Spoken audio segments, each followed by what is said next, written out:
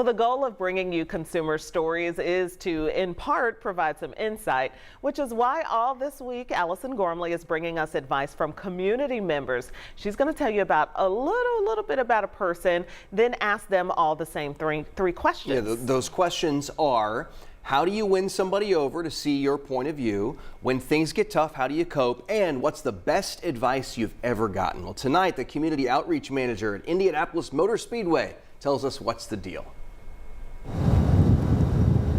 Right now, the Indianapolis Motor Speedway is quiet, but just next door sits a building where IMS employees are buzzing with ideas. My role really revolves around community. Louisa Macer is the community outreach manager.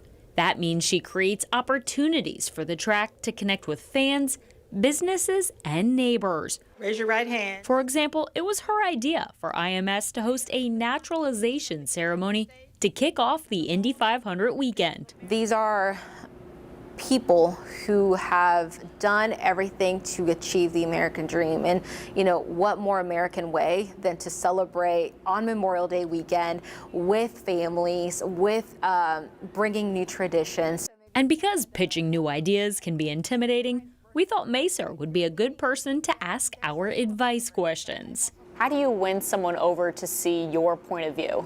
When I try to get my point across, it's really about listening to others' perspectives, right? How does my perspective, how does my idea fit into the larger scheme of things? Or maybe identifying a gap, and maybe that gap is the one idea that I'm bringing in. And when things do get tough, how do you cope or handle that? Honestly, sometimes just taking a walk and just taking a lap. I think it's also very important to have you know, whether it's professionally or personally, having your own career board of directors.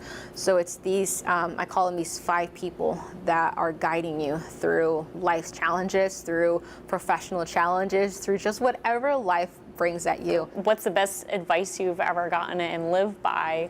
Be comfortable being uncomfortable. So I think that's always been my piece of advice to anyone, to any young professional, is go for it. What is the worst that can happen? You get a no, all right, on to the next one.